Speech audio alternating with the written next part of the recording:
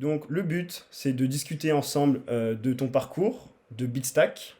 Vous venez de réaliser une levée de fonds de 2 millions d'euros et donc de partager un peu tes apprentissages et tes enseignements concernant ton aventure entrepreneuriale. Donc je te laisse te présenter en deux mots. Ouais et merci Damien pour l'invitation. En 2 mots, moi c'est Alexandre, j'ai 26 ans, je suis cofondateur et CEO de Bitstack. J'ai lancé la boîte il y a maintenant, un peu plus de 2 ans avec mon associé, Kabir, qui est lui CTO de Bitstack et je pense qu'on aura pas mal de choses à raconter mais 2 ans plus tard, on est là avec cette annonce effectivement de 2 millions d'euros pour encore aller plus loin. Super. Bien, je te remercie. On va commencer très rapidement. Comment t'es venue l'idée de Bitstack? Je t'écoute. Alors, comme j'aime bien souvent dire, tout chemin entrepreneurial pour moi, c'est, en tout cas ça a été le cas avec mon expérience, ça a été l'alignement de plusieurs étoiles. Je m'explique. Heu, il y a une suite logique qui m'a amené à Bitstack, en tout cas de mon côté et je vais parler aussi de ma rencontre avec Kabir. Ça remonte du coup il y a plutôt presque, je dirais 8 ans. J'ai 17 ans, je pars au Canada faire mes études à l'université de McGill à Montréal. Moi, j'ai fait une école de commerce. Mon cofondateur a fait une école d'ingénierie, donc on est tous les 2 des anciens de l'université de McGill. Et la raison pour laquelle on s'est rencontrés une première fois à l'époque, c'est justement parce qu'on avait tous les 2 un intérêt commun pour Bitcoin. Donc moi, en parallèle de mes études, j'ai lancé un projet, qui était, financé et incubé par l'accélérateur de l'université. Et ce projet avait pour objectif de développer, des solutions d'audit pour actifs numériques. Donc à l'époque, c'était principalement Bitcoin. Donc des solutions qu'on connaît aujourd'hui sous le nom de preuve de réserve, preuve de propriété, pour des, institutionnels. Mon associé, lui, avait créé l'association étudiante Blockchain à McGill. Donc qui traitait de tous les sujets de Bitcoin, crypto, blockchain, d'un point de vue technique principalement et du coup, l'un dans l'autre, on s'est rencontrés à travers des événements que lui organisait, puisqu'on avait cet intérêt, ce sujet commun. Heu, on le temps passe, chacun fait carrière un peu de son côté. Heu, Post nos études, on a décidé de se lancer dans une carrière plutôt standard, j'ai envie de dire. Lui en tant qu'ingénieur dans différentes boîtes tech, et moi en tant que directeur produit ou product manager en anglais, pour une fintech puisque le sujet de la finance personnelle, c'était un sujet qui m'intéressait, qui faisait de l'épargne et de l'investissement, notamment via cette mécanique de l'arrondi automatique. Donc c'est là que les points se connectent un peu avec Bitstack. Mais sur des portefeuilles d'actions, d'obligations et de cash, donc des ETF d'actions, obligations et cash, en fonction des profils de risque des clients. Donc c'est, très similaire à ce que faisait, Bitstack, enfin à ce que fait Bitstack, sauf que c'était sur un support d'épargne et d'investissement différent. J'ai accompagné cette boîte pendant 2 ans, et 2 ans plus tard, la boîte a été rachetée par une grosse néobanque canadienne et à ce moment-là, encore une fois, voilà, une nouvelle étoile, s'est alignée, comme je disais, pour reprendre mon expression.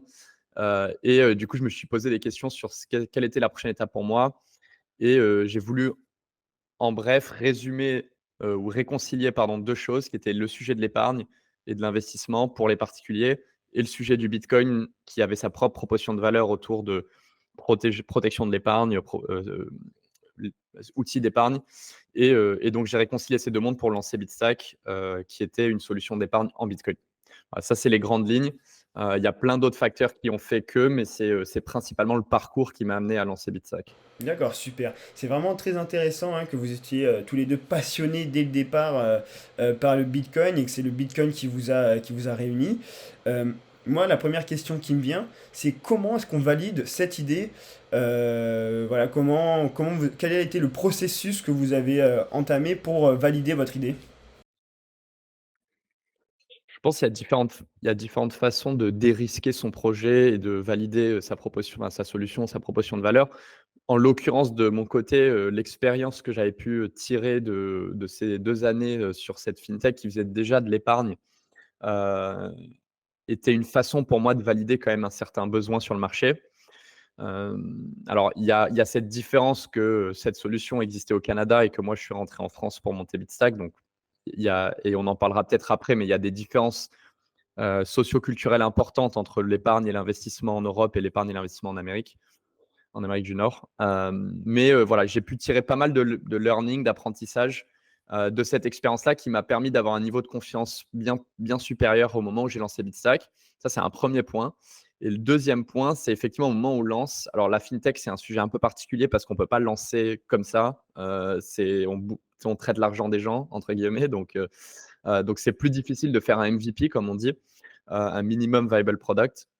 Mais on avait aussi fait énormément d'interviews clients au début. D'accord. Donc moi, j'avais sondé, enfin, je me rappelle, j'organisais des centaines d'interviews clients de tout type de profil sur leur intérêt pour le Bitcoin, les difficultés pour acheter et investir dans le Bitcoin, ce qu'ils faisaient actuellement. Enfin voilà, une interview client classique. Et après, je me rappelle, on avait mis les mains dès le début dans Figma, donc qui est un outil de prototypage, de design et de prototypage, pour créer des prototypes fictifs pour mettre enfin, pour rendre réalité les idées qu'on avait en tête. Voilà. Donc, il y a pas mal de façons de tester l'idée, mais encore une fois, c'était un marché qui n'était pas nouveau non plus. C'est-à-dire que l'épargne, c'est un sujet qui parle à beaucoup de gens. Un, et deux, le Bitcoin était déjà aussi un sujet qui parlait à beaucoup de gens. Il y avait déjà une demande pour le Bitcoin et le Bitcoin avait déjà sa propre proportion de valeur. Et nous, notre thèse, c'était pas vraiment de venir et de créer quelque chose de complètement nouveau.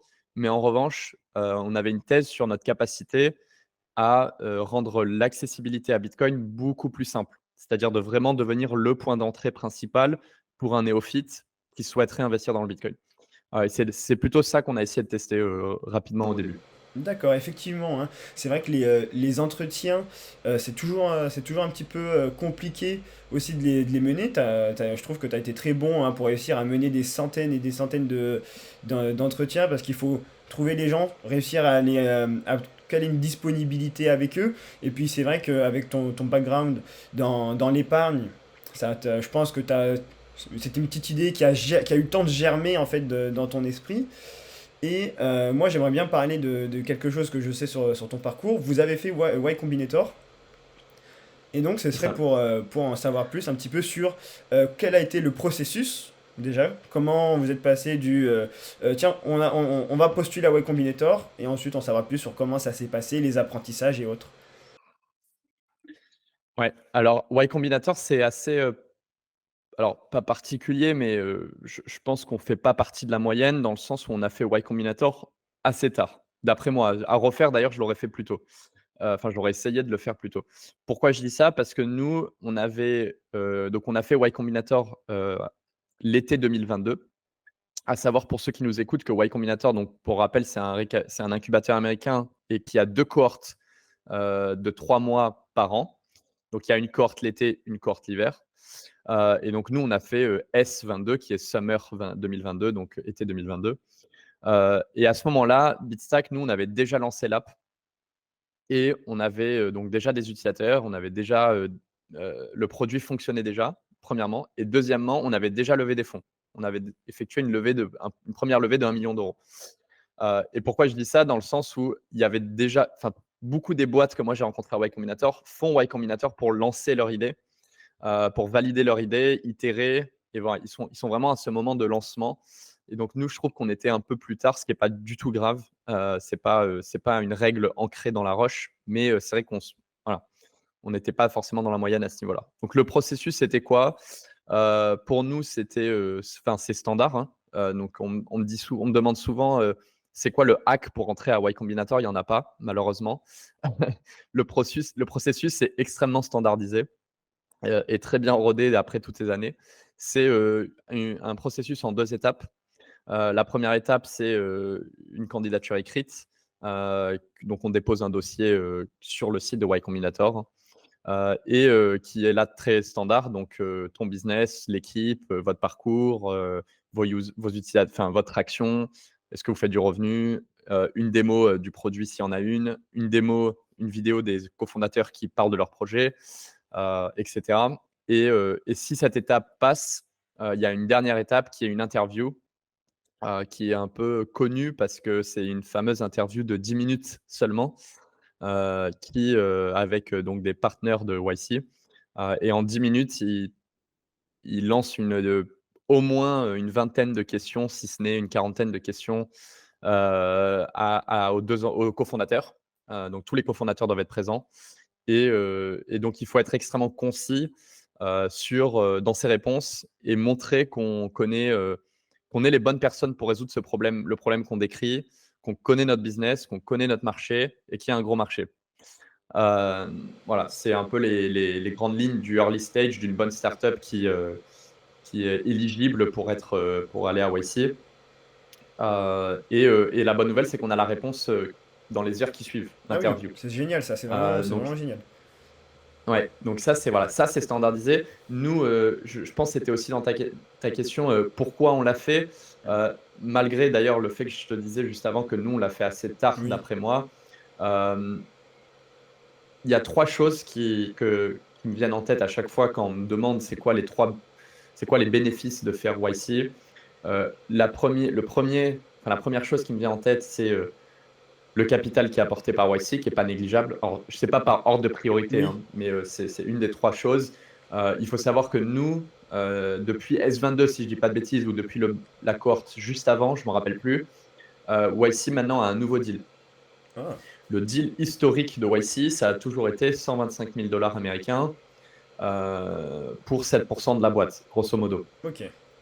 Sauf que depuis ce monde post-Covid, où il y a quand même beaucoup moins de liquidités sur les marchés, le nombre d'investissements a été réduit par les fonds de capital risque.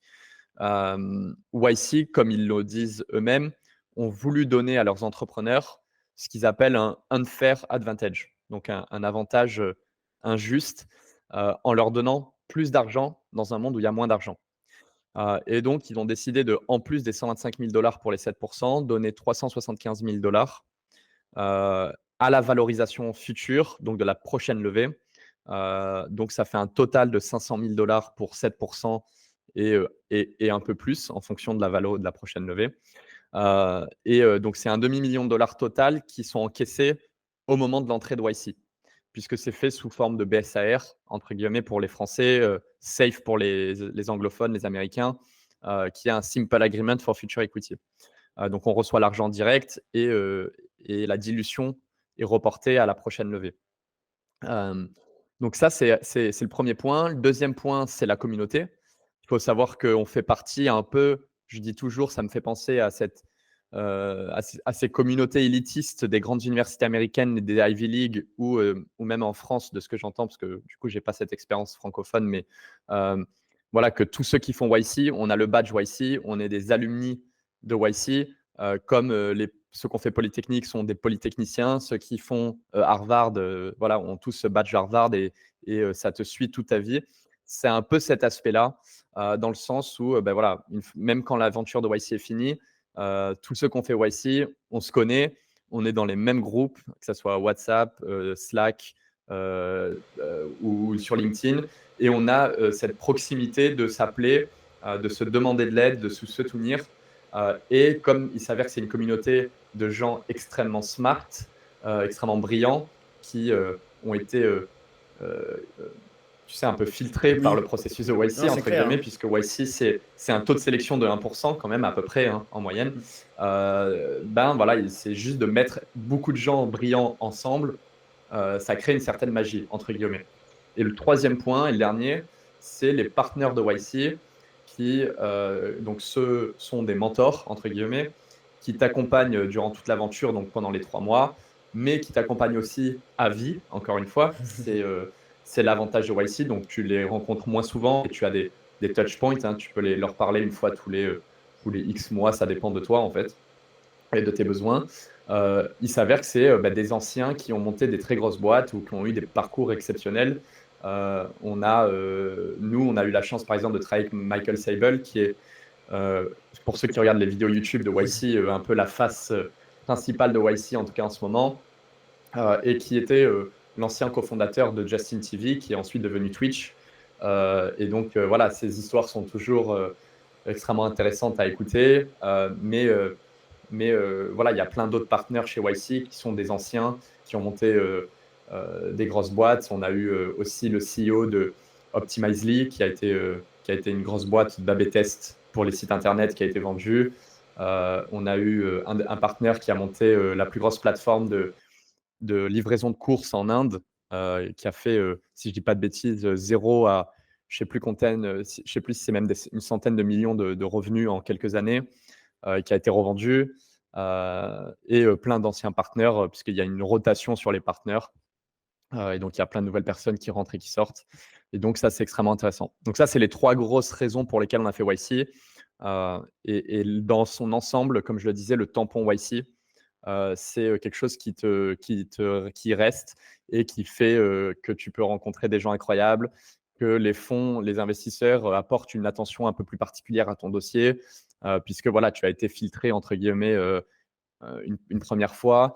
Et voilà, il y a un peu ce truc de tested and proven, que les boîtes de YC sont quand même des gens intelligents, qui travaillent sur des projets intéressants, qui attaquent des très gros marchés. Donc, ça ne veut pas dire qu'ils vont tous fonctionner. Bien évidemment que non. Les stats restent les mêmes sur des projets early stage. La plupart échouent, mais ça mérite une attention intéressante. Et moi, tous les gens que j'ai rencontrés sont vraiment le dénominateur commun des gens très intelligents. Après, le projet ne fonctionne pas forcément, mais ils travaillent tous sur des choses hyper intéressantes. Voilà. Donc ça, c'est un peu les raisons de YC. Super. Non, c'est super d'avoir une explication claire et précise du process que tu as passé avec YC. C'est vrai que sur LinkedIn, c'est toujours une fierté, j'ai l'impression, hein, chez les alumni de YC, de pouvoir mettre voilà, quelles sessions ils étaient, même directement sur les pages d'entreprise. On le voit souvent aussi sur les pages d'entreprise. Voilà, YC, Summer 22, etc. Mm. C'est vraiment très intéressant. Et c'est vrai que comme tu l'as dit, c'est bien d'avoir ton avis et donc de savoir à quel stade surtout les contacter. Et effectivement, vu que c'est 2 fois par an, il qu'on peut postuler plusieurs fois jusqu'à espérer être potentiellement accepté. Et c'était en Je présentiel. te, ouais, et avant que je te réponde à cette question, je partage 2 stats pour ceux qui veulent se lancer, puisque si on parle à une audience entrepreneur ou veut devenir entrepreneur, effectivement, et je le disais plus tôt, moi à refaire, je l'aurais fait plus tôt, parce qu'il y a 2 stats intéressantes que YC nous a partagées. Plus de 50% des gens qui ont été admis à YC avaient à peine une idée ou pas d'idée. Enfin, une idée ou grossièrement une idée, si Oui. tu vois ce que je veux dire. Genre vraiment, il n'y avait pas grand-chose. Je pense que c'est ce qu'ils essayaient de dire. Et deuxième stat intéressante, plus de 50% des gens admis, encore une fois, ont passé moins de 24 heures sur leur candidature. Ah Donc, oui. les 2 key takeaways, c'est quoi? C'est un, il n'est jamais trop tôt pour postuler à YC. Et 2, ça ne prend pas beaucoup de temps. Voilà, faites-le, en gros. Voilà, Ouais, super. candidatez, c'est ça le retour. Ça, c'est un super bon conseil parce que moi, même moi qui suis entrepreneur, j'ai vu passer, là, il y a eu pas longtemps, les dernières admissions. Je me suis dit, bon, pour l'instant, je me sens pas prêt, mais peut-être que j'aurais dû au moins envoyer la candidature, ça m'aurait pas pris longtemps. Mais bon, je postulerai à 100% pour la prochaine, c'est noté. Et, Et en fait, troisième stade, c'est vrai que Oui, je ne l'ai pas dit, et plus de 50%, bon, ça fait toujours 50% à croire que c'est un peu tiré par les cheveux, mais c'est troisième stade, plus de 50% aussi, alors pas des gens admis, mais si, pardon, plus de 50% des gens admis ont candidaté plus de 2 fois. ah, ça c'est très très Euh, intéressant donc, aussi. ouais, donc voilà, il y a troisième key takeaway, persévérance. Ouais, Il faut candidater, il faut écouter le feedback. C'est pareil qu'avec ses clients.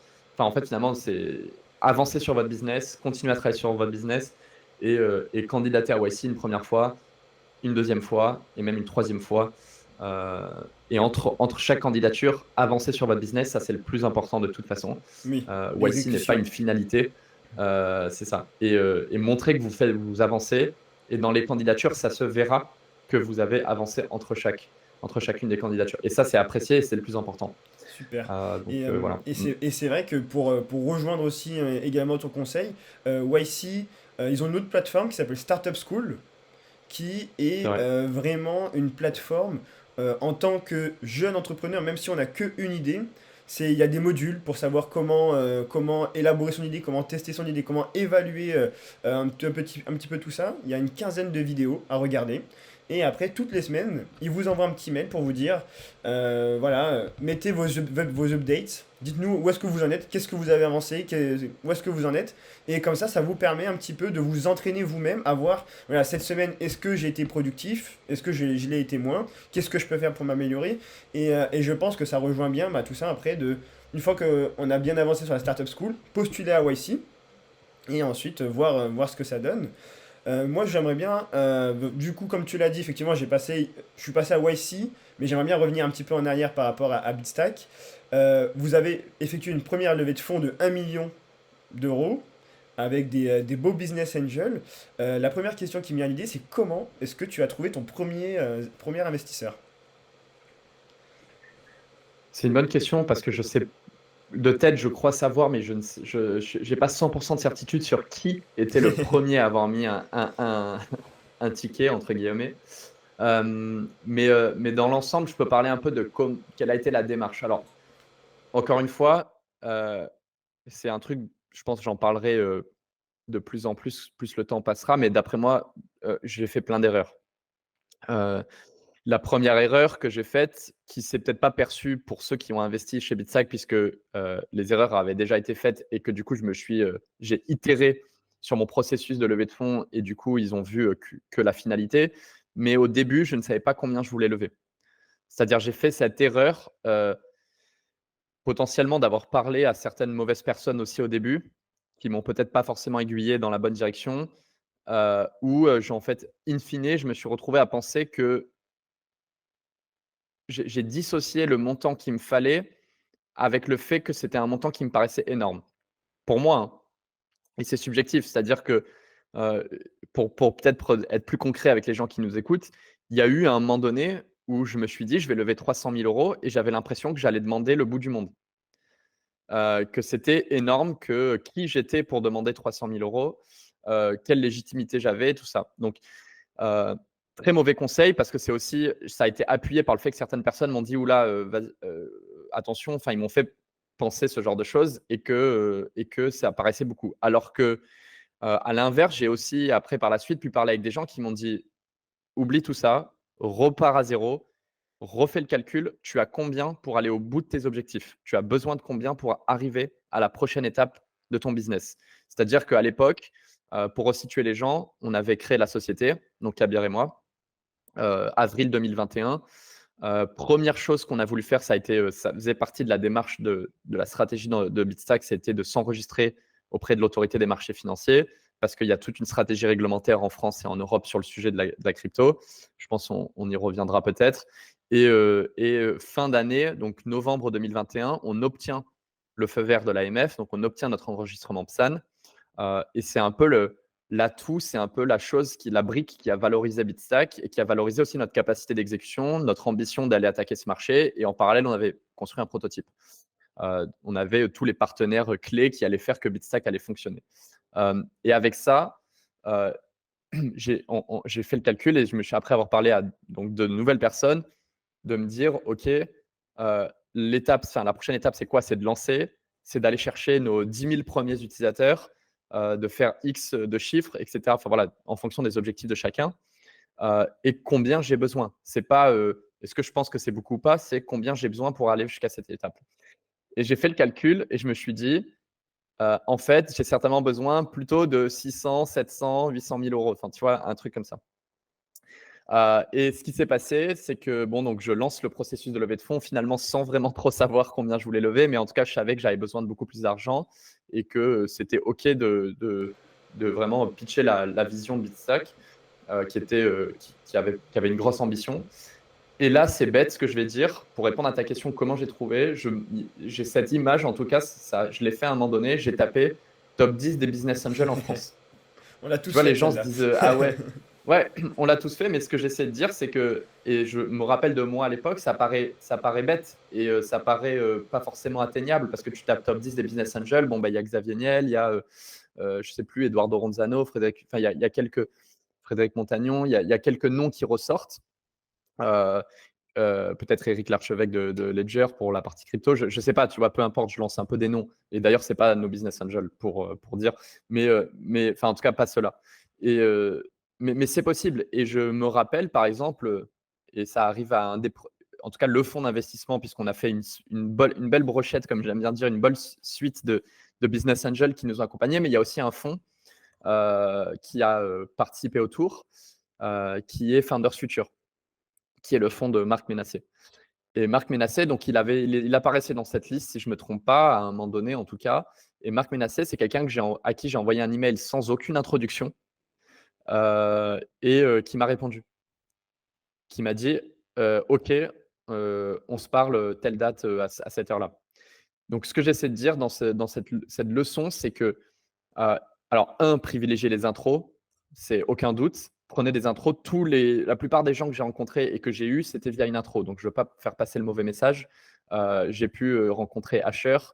C'est parce que juste avant, donc Asher qui est youtubeur, donc Owen Simonin pour son vrai nom, qui est donc connu sous le nom de Asher sur YouTube. C'est parce qu'un de nos premiers investisseurs, ça a été l'ancienne équipe, entre guillemets, de Blockchain Partners, KPMG, donc Alexandre Stachenko qui travaille toujours là-bas, Claire Balva et d'autres, qui ensuite, une fois que j'avais gagné leur confiance sur le projet, ont pu m'introduire à Owen. Et donc Owen ensuite qui a investi aussi dans le projet. Ensuite Nicolas Baca qui est un des cofondateurs de Ledger. Voilà, donc de fil en aiguille, un investissement en a suivi par un autre. Parce que la première leçon, c'est privilégier les intros. 2, quand quelqu'un investit dans votre projet, seulement s'il investit dans le projet, moi je conseille demander des intros. Donc dès que la personne investit chez vous, vous lui dites: est-ce que tu peux me recommander à 3 autres personnes à qui je devrais parler, ou identifiez vous-même les personnes qu'elle connaît et vous demandez une intro proactivement. Et troisièmement, moi, ce que j'avais fait, et ça, c'est le point de départ, en fait, je n'ai pas fait dans l'ordre, mais effectivement, la meilleure chose que vous pouvez faire dans une levée de fonds, c'est créer une base de données de toutes les personnes que vous voulez contacter. Moi, je me rappelle, j'avais créé une base de données, si je ne dis pas de bêtises, il y a des centaines de personnes dessus. Moi, j'ai fait ça sur Notion mais bon, un Google Spreadsheet, ça marche très bien aussi. Ça s'avère juste qu'on utilise Notion. Et vous mettez toute la liste des investisseurs que vous pouvez trouver sur Internet. Je me rappelle, je passais des heures à chercher à toutes les cartographies qui existaient, toutes les bases de données existantes. Et moi, j'ai consolidé tout ça sur la mienne, où j'ai mis les noms. Est-ce que c'est un fonds? Est-ce que c'est un business angel? Est-ce que c'est un fonds qui fait du seed, du pré-seed, de la série A, de série B ou du growth? C'est qui le point de contact? Est-ce que j'ai un email? Est-ce que j'ai un numéro de téléphone? Est-ce que je le connais ou pas? Si je ne le connais pas, est-ce que je connais quelqu'un qui le connaît? Donc, est-ce qu'une intro sera possible? Etc. Voilà, vous faites toute votre base de données. Et ça, c'est le travail qu'il y a à faire en amont. Bien évidemment, pitch, vous préparez tout votre data room, tout ce que vous avez à présenter dans votre projet, votre pitch est rodé. Et à un moment donné, vous devez décider, ça y est, je me lance. Je lance le roadshow. Et à partir du moment où vous lancez le roadshow, il y a un enjeu de timing. C'est-à-dire qu'il faut que vous créez cet engouement autour de votre projet parce que, vous voulez que le processus soit le plus court possible parce que c'est une perte de temps. Lever des fonds, c'est une perte de temps. C'est du temps que vous passez en moins sur votre business. Donc, il faut que ça soit rapide, le plus rapide possible. Je ne dis pas que ça a été notre cas, mais il faut que ce soit le plus rapide possible pour que vous puissiez retourner bosser sur ce qui est le plus important. Et deuxièmement, aussi, l'avantage que ça soit rapide, c'est que les gens, il y a un peu cet aspect, c'est une réalité, c'est malheureux de dire ça comme ça, mais les gens ne veulent ni être les premiers à investir, ni les derniers. Donc, il faut que vous créez un peu cet effet de ça se passe, ne loupe pas la coche, quoi. Tu vois, il ne faut pas louper le train. C'est le momentum, comme on dit en anglais, c'est le momentum. Exactement. Et voilà. Donc, j'ai donné un peu tous ces éléments. Moi, j'avais créé une base de données. J'ai fait un mix d'intro et de cold email. Donc, Marc Ménassé était un cold email. J'ai calé un maximum de rendez-vous d'un coup. Et à chaque fois que quelqu'un investissait, je demandais des intros. Et in fine, on a levé un total de 1 million d'euros, sachant qu'il y a un levier que tout entrepreneur doit faire. C'est aussi quand vous levez de l'argent, vous allez voir la BPI et vous essayez de tenir de l'argent de la BPI. Donc c'est vrai que ça, d'ailleurs, j'en parle à toi, mais j'en ai jamais parlé. C'est intéressant. La BPI, à ne pas oublier, c'est à faire. C'est-à-dire déjà, à minima, tout le monde devrait demander la bourse French Tech, c'est 30 000 euros. C'est gratuit. C'est-à-dire, ça, c'est même pas de la dette. C'est vraiment une bourse. Donc la bourse French Tech, demandez-la. Et ensuite, il y a plein de leviers de dette qui sont des leviers sur vos fonds propres. Donc je dis n'importe quoi, vous levez 500 000 euros, allez voir la BPI, vous dites j'ai 500 000 euros en fonds propres dans ma société. Est-ce que je peux demander un pré-innovation R&D, un pré-innovation, pas un pré-innovation, mais il y a aussi Ils ont un prêt sur les levées de fonds adossé aux levées de fonds. Voilà, il y a des leviers et là, en fonction, généralement, ça va de 30 à 50% de vos fonds propres. Donc, ce n'est pas négligeable d'obtenir sur 500 000 euros, 200, 250 000 euros en plus.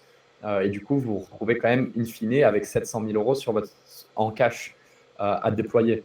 Donc, ça, c'est intéressant.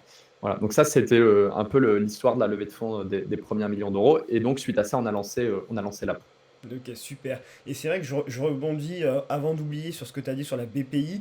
Effectivement, c'est l'une des erreurs que j'ai faites lors de ma première startup. J'ai voulu lancer un petit peu comme je pouvais. Et effectivement, pour tous ceux qui nous écoutent, la première chose que même vous pouvez faire, hein, vu que le process il est un petit peu long, c'est vous renseigner auprès de la BPI sur comment toucher la bourse French Tech, parce que c'est en fonction du département où vous avez immatriculé la société. Donc appelez la BPI de votre département.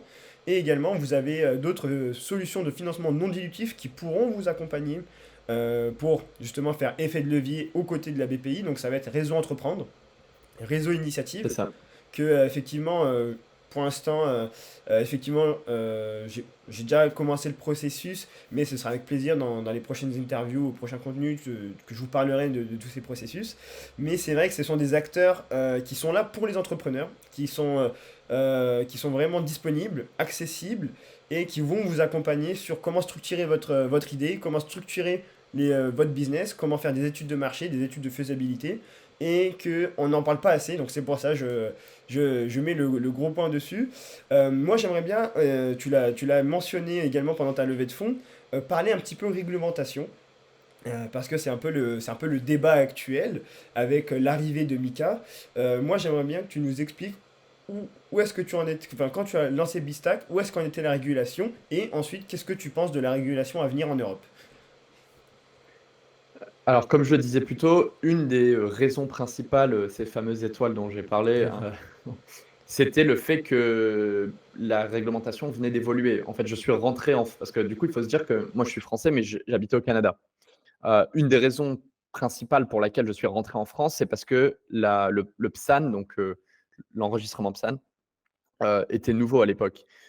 Et moi, j'ai vu ça comme une opportunité. Donc, je suis rentré et on a lancé Bitstack. Et c'est pour ça que nous, dans notre démarche, la première chose qu'on a fait, c'était de faire un dépôt de demande d'enregistrement parce que ça faisait partie de notre stratégie.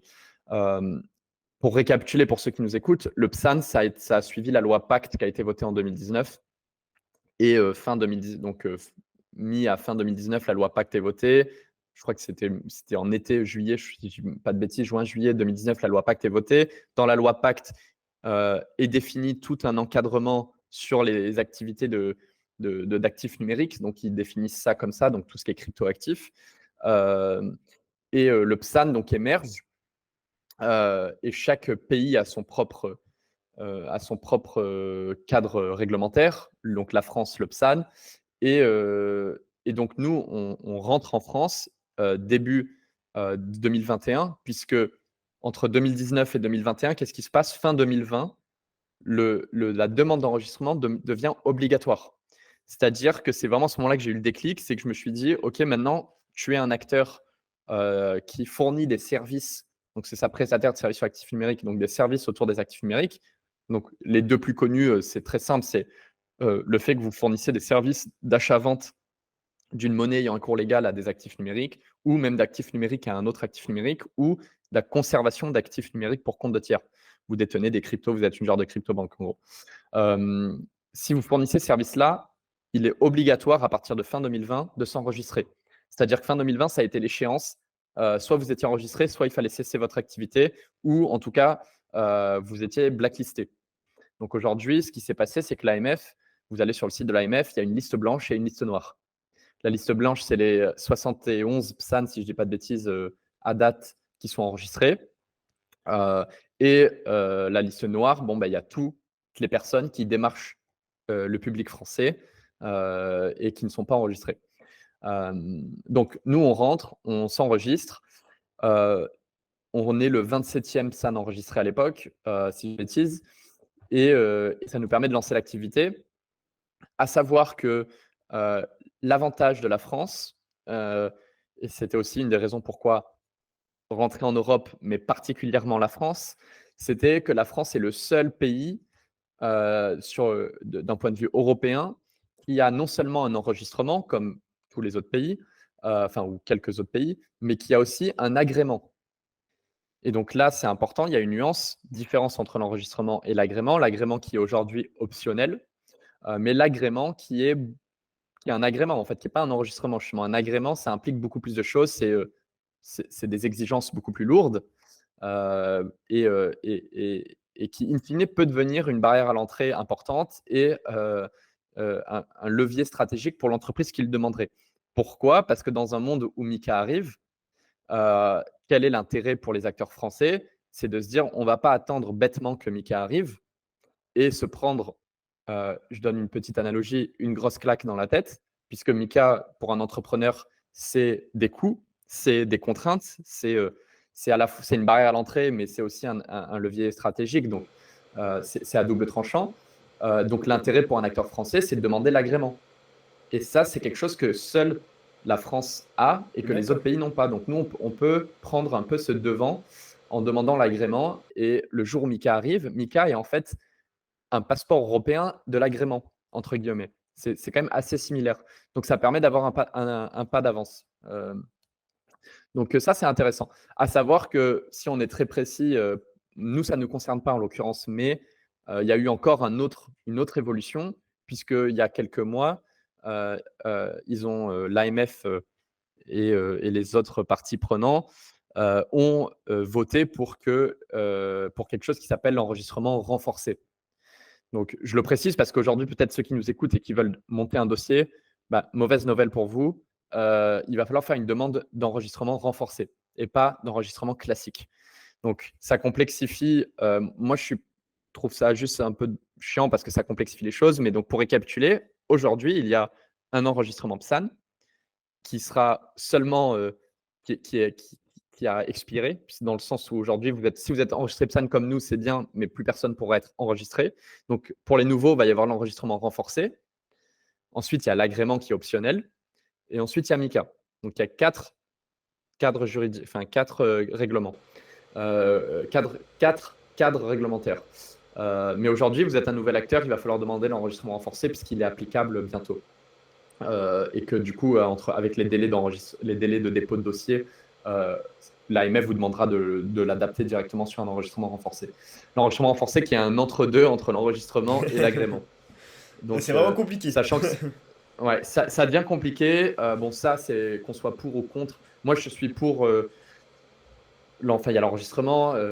Mika, bon, très bien, ça va quand même harmoniser les choses pour un acte. Parce que bon, l'Union européenne, il faut savoir que c'est le plus gros single market au monde. Hein. C'est le plus gros marché au monde, avec 400 millions de personnes. Si, encore une fois, on pourra me corriger si je me trompe.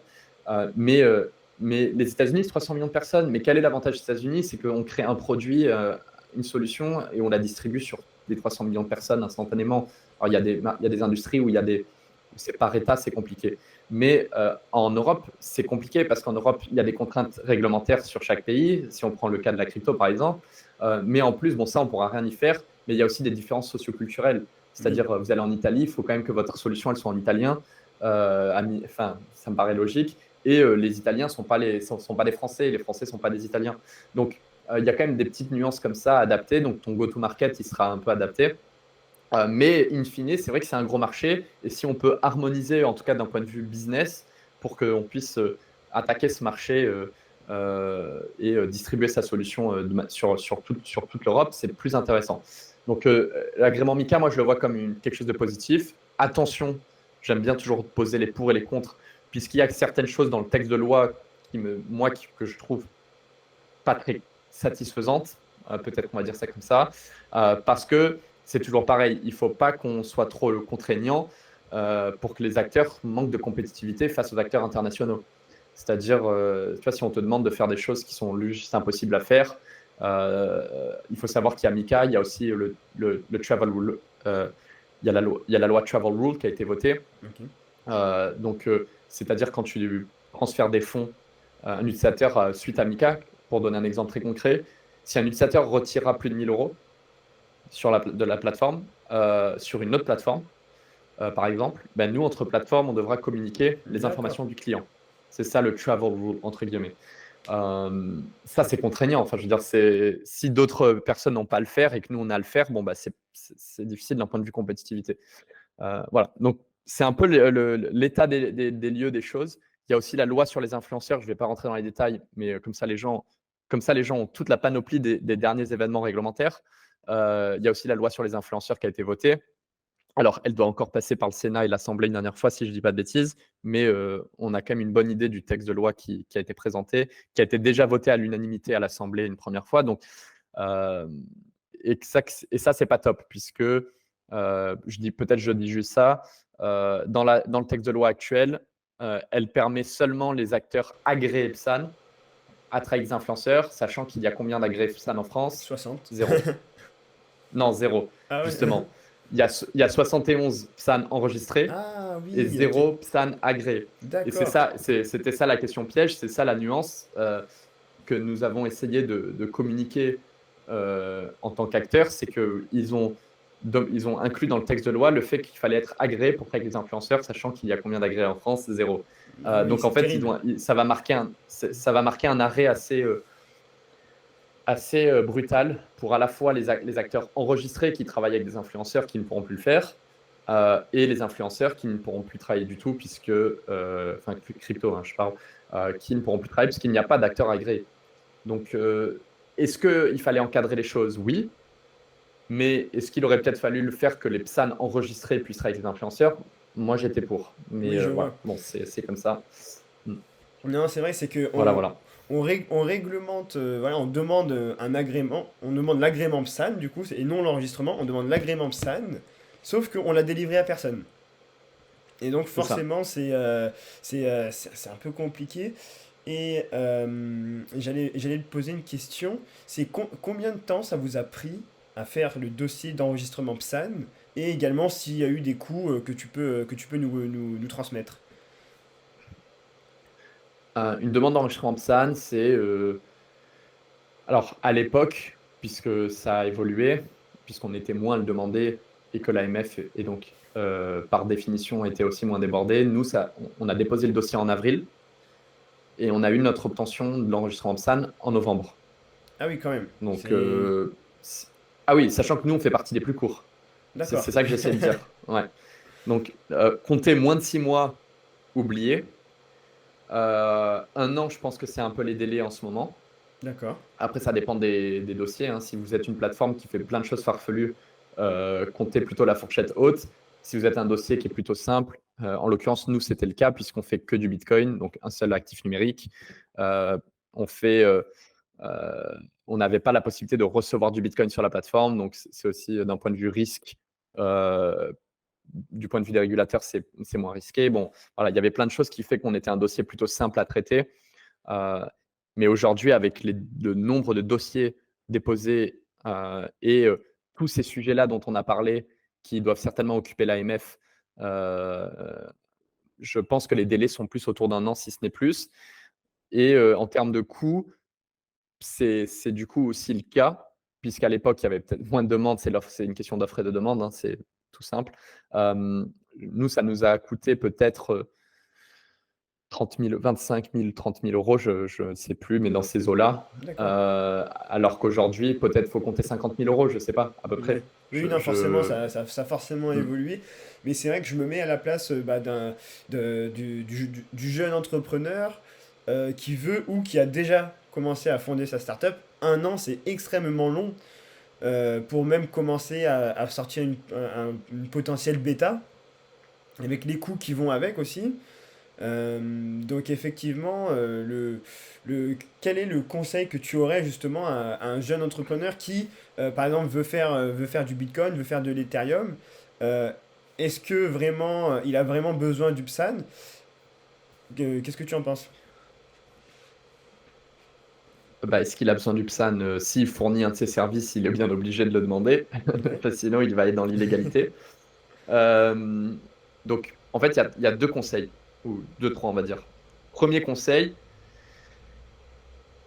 quels sont les services que vous allez fournir? Et première chose à effectuer, c'est demander l'avis d'un conseil, donc d'un avocat. Est-ce que vous êtes soumis à la réglementation PSAN ou pas. Si vous ne l'êtes pas, très bien, vous pouvez avancer avec une certaine tranquillité d'esprit. Si vous l'êtes, et du coup, vous allez adapter votre stratégie en adéquation. Si vous l'êtes pas, bon, bah, c'est plutôt bonne nouvelle et j'ai pas trop de conseils à donner là-dessus. Vous pouvez avancer comme une startup classique et lancer le plus vite possible et avec le moins de coûts possible. Si vous êtes soumis à la réglementation PSAN, la question c'est est-ce que vous avez déjà l'apport en capital nécessaire? Si vous l'avez pas, si vous l'avez, bon, bah, ça va être significatif parce que c'est du temps et de l'argent quand même. 50 000 euros, pas tout le monde a, même 30 000 euros, pas tout le monde les a. Moi, en connaissance de cause, j'avais travaillé pendant 2 ans pour les mettre de côté et je les ai investis dans Bitstack, donc c'est potentiellement ce que j'aurais pu perdre si ça n'aboutissait pas. Mais il y a quand même un deuxième conseil. Donc, le premier, c'est de checker l'éligibilité de votre projet, enfin, si vous êtes soumis à ça. Le deuxième conseil, c'est quel est l'intérêt pour vous de lancer en France? Enfin, c'est bête ce que je vais dire, mais Oui, bon, quand on est entrepreneur, à part si vous êtes rattaché au fait que ça doit être en France, bon, ben, dans ce cas-là, ça doit faire partie de votre stratégie. C'est ce qu'on disait plus tôt. Nous, ça faisait partie de notre stratégie. On a compris qu'on allait lancer ça en Europe. Et donc, la partie réglementaire, on l'a assimilée, on l'a intégrée au cœur de notre stratégie. Mais si ce n'est pas votre cas, du coup, je vous poserai la question, est-ce que vous pouvez lancer ailleurs? Au pire, pour faire une bêta, justement. non, c'est clair, hein. Est-ce que vous pouvez lancer dans un autre pays où, au pire, il y a peut-être moins de monde, c'est pas un gros marché, mais au pire, vous lancez, vous testez votre solution, et si ça marche, vous levez des fonds et vous dites, maintenant, on va aller s'enregistrer en France ou dans un autre pays européen, et on lance en Europe. Après, n'attendez pas Mika, hein, parce que Mika, ça va être extrêmement lourd et Oui. contraignant. Et ça va coûter au moins, je dirais, entre 100 et 200 000 euros. Ah oui, quand même. Donc, c'est une grosse barrière Bah à là, l'entrée. l'agrément PSAN aujourd'hui, il faut compter 100 000 euros. D'accord. Donc le Mika, je me dis, entre maintenant et plus tard, ce sera, oui, au moins 100 000 euros en tout cas. D'accord, super. Et, Et et des délais plus importants. oui. Et du coup, pour rebondir sur ton premier conseil, qui est justement de faire dans un premier cas une étude juridique pour croiser nos différents points, la BPI France, la Bourse French Tech, permet de financer les études juridiques. Donc ça, Exactement, c'est super bon à tout à savoir. fait. Et donc ça veut dire que même, en fait, comment ça fonctionne la BPI France, c'est que ils peuvent vous donner jusqu'à 30 000 euros de bourse, mais il faut que vous justifiez voilà, un poste de Les dépenses. dépense. Et donc Mhm. le poste de dépense pour avoir 30 000 euros, c'est 45 000. Donc il faut que vous réussissiez à prouver que vous pouvez du coup payer les 15 000 euros supplémentaires de dépenses, mais eux, ils pourront vous financer jusqu'à 30 000 euros. Et donc, très important à prendre en compte que vous pouvez faire les études juridiques avec. Et donc c'est super intéressant d'avoir tout ton point de vue sur Psan, sur Mika, parce que c'est vrai que c'est un peu Au le... Oui, Ouais, non, pardon, je voulais pas te couper, mais j'allais rebondir sur ce que tu disais. D'un coup, pour fermer la boucle avec ce que tu dis.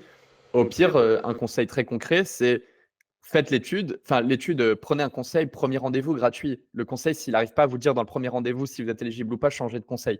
Vous lui présentez votre projet, vous lui dites clairement, est-ce que je suis soumis au PSAN? À part si vous avez quelque chose de très compliqué, peut-être qu'il ne pourra pas vous dire de suite, il faudra qu'il étudie le projet. Mais sinon, vous lui dites, voilà ce que je veux faire. Même vous pouvez checker sur Internet, vous pouvez trouver normalement. Si j'ai dit, si vous fournissez un de ces services, vous êtes éligible. Sinon, non. Demandez sinon un conseil. En 1 heure, il vous le dit. Première session gratuite, vous demandez. Et si vous dites que vous êtes éligible, toquez à la porte de la BPI, pitchez votre projet, obtenez les 30 000 euros et avec les 30 000 euros, financez le PSAN. Et démarrez le processus de PSAN. En parallèle, montez un prototype, faites des interviews clients, etc. Et essayez de lever des fonds. Au pire, vous faites un tour de Love Money, vous demandez à votre famille, à vos amis ou à personne de votre réseau. Et voilà, vous démarrez un peu plus crescendo. Mais c'est vrai que je rebondissais sur ce que tu disais, Damien. Et effectivement, nous, on a eu la bourse French Tech. Ça a permis aussi de financer certaines de ces dépenses juridiques. Donc, c'est important que tu le mentionnes. Ouais. super, super, super. Et donc du coup, bon, ça fait un petit moment qu'on discute, hein, j'ai pas envie de prendre trop de ton temps. Du coup, on va partir un petit peu sur Bitstack aujourd'hui. Où est-ce que vous en êtes Bitstack? Comment ça s'est passé, le go-to-market, l'évolution, etc. Et un petit peu ton ressenti dessus. Ben, alors ouais, un peu, je vais parcourir les grandes lignes, comme ça fera un peu le tour de A à Z. Mais peut-être pour reprendre par rapport à ce qu'on disait, donc on a lancé le projet, enfin on a obtenu l'enregistrement PSAN. Suite à ça, on a levé un premier million d'euros. On a lancé le projet. On a commencé par une bêta. On a fait 3 mois de bêta. Donc ça a été notre go-to-market, c'est qu'on avait fait une liste d'attente.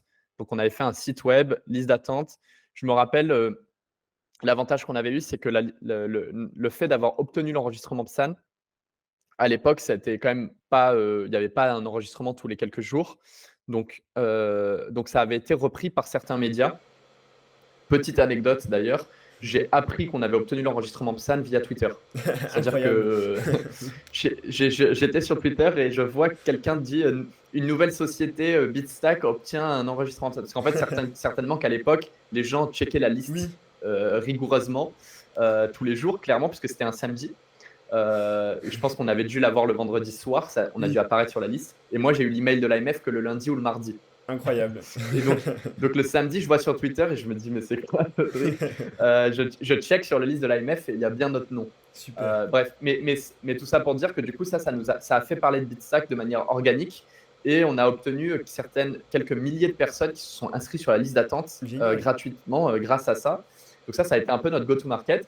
Et ce qu'on avait fait sur la liste d'attente, c'est qu'on avait un programme de parrainage pour remonter la liste parce que, voilà, pour que les gens puissent avoir accès à Bitstack de manière un peu exclusive en accès anticipé et avec 5 € en Bitcoin offerts à chaque fois qu'il y avait un parrainage.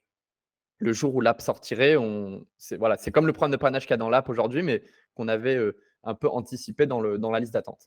Et je pense qu'à la fin, on avait quand même plus de 10 000 personnes sur la liste après plusieurs mois. Et donc, quand on a lancé, ça nous a permis d'acquérir nos 1000 premiers bêta-testeurs. Et donc, de février à juillet, mars, avril, mai, juin, allez, on a fait 3-4 mois de bêta. On a eu nos 1000 premiers utilisateurs. L'expérience n'était pas ouf, mais ça marchait. On a pu tester notre proposition de valeur. On a vu que les gens, ça leur plaisait. On s'est juste assuré que ça marche beaucoup mieux, que ça marche mieux. On a pris les retours. Il faut savoir que Kabir et moi, on était sur Telegram. On répondait à toutes les questions H24 pour vraiment être au cœur du retour client. En plus de ça, on avait un chat dans l'app. Donc, on a utilisé Intercom. Pour ceux qui veulent savoir, on a intégré Intercom dans l'app. Donc, il y a un chat dans l'app. C'est moi qui faisais le support client et Kabir d'un point de vue technique. Donc, on était aussi Oui. au cœur de l'action. Et on a fait évoluer le produit jusqu'à qu'on se sente à l'aise. Et juillet 2022, on lance officiellement Bitstack sur les App Store. Donc, le Google Play Store pour Android et l'App Store pour iOS, pour iPhone. Et là, donc, on lance. On fait une communication RP sur le fait qu'on avait levé des fonds, le fait qu'on rejoint YC à ce moment-là. Juin, on a rejoint YC. Ça nous fait monter en visibilité aussi. YC nous challenge énormément pendant 3 mois et donc on commence à avoir un bon rythme de croissance où on fait plus de 10% de croissance par mois. Enfin voilà, on commence à avoir une belle croissance sur notre nombre d'utilisateurs actifs mensuels, puisque c'est ça que nous on traque, c'est le nombre d'utilisateurs actifs mensuels. Et le panier moyen d'épargne par utilisateur par mois, parce que c'est notre proposition de valeur, c'est d'aider les gens à épargner en Bitcoin. Donc, on traque combien les gens mettent en moyenne sur Bitstack par mois en Bitcoin. Et donc, on traquait ça. On a commencé à bien avancer. Et fin d'année, on sort de YC août-septembre. Et comme YC a investi par défaut 500 000 $, c'est vrai que ça donne du momentum, comme on le disait. Et donc, en sortie de YC, il y a un démo day. On a fait un démo day et on a eu l'opportunité de relever de l'argent. Donc, on a levé ces 2 millions qu'on a annoncé que maintenant. On a tardé, entre guillemets, mais la levée a été clôturée fin d'année 2022. D'accord. Donc, c'est ça. Et pour terminer, comme ça nous amène à maintenant. Aujourd'hui, conclusion, en seulement 9 mois de lancement officiel, on a ouvert plus de 25 000 comptes, pour te donner une idée. Génial. On a fait plus de 5 millions d'euros d'épargne en Bitcoin. Et aujourd'hui, on fait plus de 20% de croissance par mois sur les 4 derniers mois. Donc, on commence à avoir une belle échelle et un beau momentum sur le produit. Et on a plein de nouvelles fonctionnalités qui vont sortir parce qu'on nous les a demandées. Si on ne sort pas des trucs juste parce qu'on a envie. Mais il faut savoir qu'on a construit Bitstack par rapport à un besoin que nous, on a et par rapport à un besoin que nos utilisateurs nous expriment au quotidien sur Telegram, sur Discord, sur le chat de l'app. Et c'est encore Kabir et moi qui répondons la plupart du temps. Donc nous, on est vraiment au cœur des retours qu'on nous donne. Et là, on a annoncé notamment une carte de débit qui sortira en fin d'année, qui permettra de dépenser des euros ou des bitcoins, puisque chaque utilisateur aura dans l'app en fin 2023 un compte courant en euros et un compte épargne bitcoin. Et les utilisateurs pourront dépenser des euros ou du bitcoin chez n'importe quel commerçant et gagner du cashback. Donc, ils pourront gagner du bitcoin, des récompenses en bitcoin sur chacune de leurs dépenses grâce à la carte Bitstack. Voilà. Donc ça, c'est une des nouveautés qu'on a annoncées et qu'on sortira en fin d'année. D'accord, super. C'est vraiment intéressant de voir, on va dire, un peu comme tu aimes le dire, les étoiles qui s'alignent à chaque fois. Voilà, Ouais. la bêta, le YC, etc. Donc c'est génial. Et, euh, et c'est vrai que les chiffres que vous avez, ils sont vraiment impressionnants en 9 mois, avec une belle croissance. Et, euh, et moi, la question que j'aurais, c'est euh, comment est-ce que vous allez faire pour continuer à croître de mois en mois? Bah alors ça, c'est la question qu'on se pose tous les jours. C'est le challenge de Bitstack, c'est-à-dire, enfin, et de n'importe quelle boîte, c'est comment soutenir un tel niveau de croissance. C'est ce qu'on appelle peut-être l'hypercroissance. Euh, c'est la sauce magique. C'est-à-dire que si j'avais la réponse, ça serait gagné d'avance. Donc, je n'aurais pas de réponse claire. Maintenant, avec le recul, on a pu identifier des choses qui marchaient et des choses qui ne marchaient pas. Et donc maintenant, l'objectif, c'est d'éliminer les choses qui ne marchent pas et de miser double sur les choses qui marchent. Je peux donner quelques exemples. On sait, nous, que le produit plaît énormément. Alors je dis ça, je suis biaisé et j'espère que quand un entrepreneur parle de sa boîte, il va dire que les utilisateurs adorent son produit. Mais nous, en tout cas, j'ai cette conviction et je le vois. Les gens adorent Bitstack puisque ça marche et ce concept cette mécanique de l'arrondi automatique, c'est vrai qu'elle est quand même assez ludique et ça a été le pari réussi pour nous de dire avec une telle simplicité où je connecte mon compte bancaire, ça je parle du produit actuel ou d'épargne, où je connecte mon compte bancaire, la personne dépense avec sa carte LCL, Crédit Agricole, donc elle ne change pas ses habitudes de vie, hein, finalement, elle fait ce qu'elle fait déjà, elle continue à faire ce qu'elle fait déjà, et Bitstack calcule automatiquement les arrondis et investit automatiquement pour la personne en Bitcoin la petite monnaie de ces arrondis. C'est vrai que ça paraît un peu, ça marche tout seul, quoi. C'est $1. Et ça, on l'a annoncé dans notre communiqué de presse, ça a fait que plus de 50% de nos utilisateurs sont des primo-acheteurs. C'est-à-dire qu'on a réellement réussi à créer le point d'entrée aujourd'hui le plus simple en France pour quelqu'un qui veut démarrer. C'est-à-dire, tu es un néophyte, tu as entendu parler du Bitcoin, mais tu as peur de te lancer, mais active l'arrondi, tu vas investir quelques centimes tous les jours. Tu vois, je veux dire, et tu n'as rien besoin de faire. Au pire, tu désactives et si ça ne te plaît pas, tu vois, mais au moins, tu as un point d'entrée qui ne peut pas être plus simple. Tu n'as ni à déterminer le montant d'achat, tu n'as ni à déterminer quand tu vas acheter. Un Bitstack fait un peu tout pour toi. Euh, et, euh, et donc ça, on sait que ça marche. Donc on mise double là-dessus. On mise double sur le fait que les gens en parlent à leurs amis. Parce qu'en fait, c'est vrai que dans la crypto, il y a ce truc un peu intéressant où les gens veulent que ses amis et ses familles achètent du Bitcoin. Tu vois, quand toi, tu as commencé et que ça marche pour toi, tu as envie que les autres en achètent aussi parce que tu trouves ça hyper cool et que après les gens comprennent la proposition de valeur de Bitcoin qui est quand même incroyable. Enfin, c'est bon, ça c'est un autre sujet. Mais les gens font ça et donc nous, on essaie de leur donner des outils pour que les gens en parlent et puissent parrainer et puissent onboarder les gens sur Bitstack. Donc ça, c'est un des exemples. Tout ce qui est le bouche à oreille et le parrainage. Euh, la publicité sur les réseaux, ça marche quand même aussi bien pour nous. Ça, bon, c'est quand même du classique. On a travaillé avec des influenceurs dans le passé, donc là, on va voir comment ça va évoluer, mais ça, c'est quelque chose qui avait bien marché pour nous. Il faut bien les choisir, en revanche, je précise, puisque ça peut impacter ton image de marque. Donc, il faut bien choisir avec qui tu travailles et la qualité des vidéos qui sont produites. Voilà. Donc, ça, c'est comment on va soutenir la croissance. On a eu encore une fois une belle opération de relations publiques, donc de médiatique, avec le passage sur BFM, encore une fois. Beaucoup d'articles de presse qui ont écrit sur l'annonce de la levée de fonds de Bitstack. Donc, ça, c'est toujours, ça nous donne une belle visibilité. C'est cool en termes de SEO. Ça fait monter ta notoriété. Voilà, donc l'idée, c'est comment on peut miser double sur les choses qui marchent, trouver des nouvelles façons un peu de manière créative pour que les gens continuent à entendre parler de Bitstack, que les taux de conversion soient meilleurs parce que pour qu'il y ait plus d'utilisateurs actifs, c'est soit tu bourres le top of funnel, donc les gens qui téléchargent l'app, mais aussi pour le même nombre de personnes qui téléchargent l'app, un de tes leviers de croissance, c'est aussi de s'assurer qu'il y ait plus de personnes qui convertissent en utilisateurs actifs. Donc, tout ton parcours d'inscription, etc. Ce qu'on appelle l'activation en fintech. Donc, c'est la partie d'un téléchargement à je dépose de l'argent ou je fais une transaction. Ça aussi, on travaille beaucoup dessus. Tes taux de rétention, puisque ça aussi, c'est un levier de croissance. Améliorer tes taux de rétention ou réduire ton churn, hein, donc les gens qui partent de la plateforme. Voilà, donc nous, on travaille beaucoup là-dessus et la conclusion, c'est qu'on a beaucoup de nouvelles fonctionnalités qui nous sont demandées et pour lesquelles les gens ont hâte et sont assez excités qu'on a annoncé. Et donc maintenant, c'est question de livrer. Tu vois, Oui. là, on a fait beaucoup de promesses. Nous, d'habitude, on n'est pas des gens qui aiment beaucoup promettre. On aime bien juste. On a beaucoup travaillé un peu en sous-marin quand les choses étaient disponibles, on en parlait.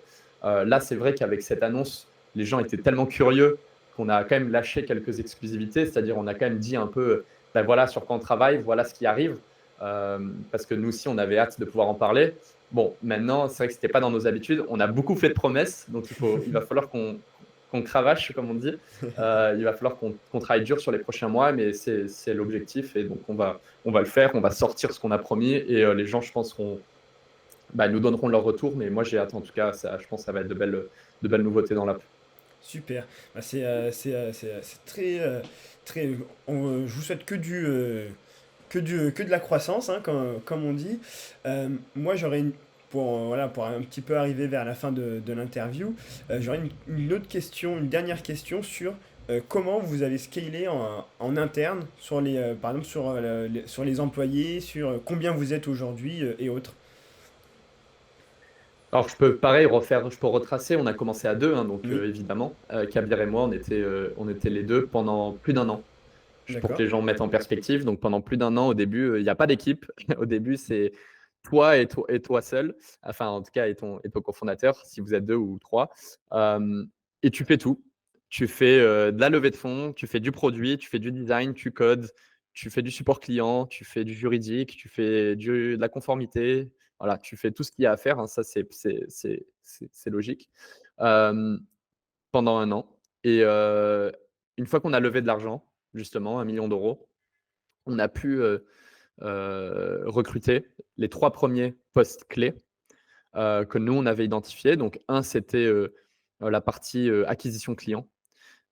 Puisque quand tu montes un projet B2C, c'est quand même un sujet qui est extrêmement important. Donc, on a recruté un CMO, Ok. Nicolas Vitre, qui nous accompagne sur cette partie-là, qui est un ancien VP marketing qui a plusieurs années d'expérience sur la partie marketing, acquisition client, dans différentes boîtes, notamment sur toute la partie acquisition mobile chez AxeEngage, qui ensuite a été une boîte qui a été rachetée par Airship, qui faisait toute la partie Customer Engagement sur mobile. Et plus récemment, qui avait rejoint en tant que VP marketing IMIA une boîte qui s'appelle Malte, et qui nous a ensuite rejoint en tant que CMO. Ça reste un sujet sur lequel moi, je passe beaucoup de temps avec lui, mais c'était un poste clé sur lequel on a recruté. Le deuxième, c'était un designer produit, puisque moi, j'ai passé beaucoup de temps sur Figma à faire des designs, mais je suis mauvais. Je suis mauvais. Peut-être que je ne suis pas si mauvais que ça, peut-être, puisqu'on a quand même réussi à faire le début avec. Mais moi, je me considère mauvais, en tout cas, comparé à des vrais designers produits. Euh, donc, voilà, il faut toujours recruter plus intelligent que soi et connaître là où on n'est pas expert. Moi, je ne suis Oui. pas un designer produit de base. J'avais des intuitions parce que je suis un ancien product manager. J'ai travaillé avec beaucoup de designers produits. J'ai testé beaucoup d'apps. J'ai fait beaucoup de choses. Donc, ça m'a permis de démarrer. Mais après, on a recruté quelqu'un. Ensuite, on a recruté un autre ingénieur. Donc, mon associé a recruté un ingénieur. Et donc, ils sont deux. Donc, on est cinq. On était cinq. Et suite à cette. Enfin, je ne me rappelle pas, c'était un peu avant ou juste après cette deuxième levée de fonds, sachant qu'elle a été faite, tu sais, Oui. fin d'année dernière. Mais aujourd'hui, on est 7. Donc, on a recruté 2 personnes de plus. D'accord. Puisque pendant 9 mois suite au lancement et plus si on compte la bêta, il y a 2 autres postes qui ont émergé. C'est le support client. Donc, pour donner une idée aux gens qui nous écoutent, moi, j'ai répondu à plus de. J'ai regardé récemment, j'ai encore oublié, mais des dizaines de milliers de tickets clients que Énorme. j'ai fait moi-même. C'est bon, certainement beaucoup trop d'ailleurs, d'après certaines personnes. J'aurais Oui. peut-être dû recruter un peu avant, mais pour dire que bon, c'est un métier, c'est une tâche un peu chronophage et quand tu es CEO, tu as d'autres choses à faire. Mais bon, c'est important et je ne regrette pas du tout parce que c'est aussi ce qui nous a permis d'avoir cette proximité avec nos clients et d'avoir des retours clients assez impressionnants. Enfin, d'avoir cette boucle Oui. itérative sur le produit assez importante. Donc, on a recruté une personne qui fait le support client à temps plein aujourd'hui. Super. Et on a recruté une personne, parce que c'est une autre tâche aussi que je faisais, c'est que je faisais toutes les ouvertures de compte manuellement et donc toute la partie conformité. Enfin, en tout cas, une partie de la conformité. Il y a plein de sujets dans la conformité, mais notamment l'ouverture de compte, le KYC, comme on appelle Oui. ça. Et donc ça, maintenant, j'ai recruté une personne aussi qui fait ça à temps plein, qui fait pas que ça, mais qui fait notamment les ouvertures de compte, la gestion des comptes, etc. D'un point de vue conformité. Donc on est 7. On recrute 3 postes encore, et après on s'arrête là sur la partie recrutement, mais on recrute encore un autre ingénieur, cette fois mobile, D'accord. front-end. Donc ils seront 3 ingénieurs. Et je recrute un Head of Risk Compliance parce qu'il y a beaucoup de sujets conformité, comme on a Oui. pu en parler. Et je ne suis pas un gars de la conformité de base. Moi, j'ai appris, enfin, j'ai une appétence à la conformité parce que j'ai travaillé beaucoup en fintech et que du coup, bah, c'est des marchés régulés et que du coup, je comprends les enjeux. J'ai appris aussi sur le tas, je suis accompagné sur le sujet, mais ce n'est pas mon expertise, encore une fois. Donc, on recrute sur ce poste-là. Et on recrute. Non, c'est ces 2 postes-là. Ah oui, et on recrute, pardon, c'est ça le troisième poste. On recrute un aide, enfin pas un aide, pardon, une personne qui va s'occuper de la partie community et réseaux sociaux. Donc ça, c'est notre CMO qui le recrute, qui le ou la recrute d'ailleurs. Donc voilà, quelqu'un qui peut s'occuper de tous nos réseaux sociaux, la stratégie de contenu et la partie community, donc gestion de communauté.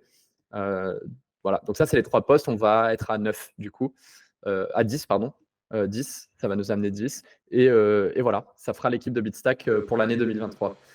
Super, super. Bah, c'est intéressant de voir que finalement, euh, au vu de l'argent que vous avez levé, etc., vous n'avez pas non plus trop recruté, parce que c'est un peu, on va dire, dans les startups, c'est un peu un des gros enjeux aussi hein, pour le poste de dépense, de pas recruter trop fort et trop vite, et donc de vraiment scale étape par étape. Donc c'est intéressant de voir que vous êtes pas tant que ça finalement. Non, je confirme que en fait, j'ai réalisé quand j'en ai parlé aux autres, euh, on n'est pas si nombreux que ça. Oui, On n'est pas si nombreux que ça et la charge de travail qu'on fournit pour le nombre de personnes qu'on est, encore une fois, de ce qu'on nous dit, elle est quand même assez balèze.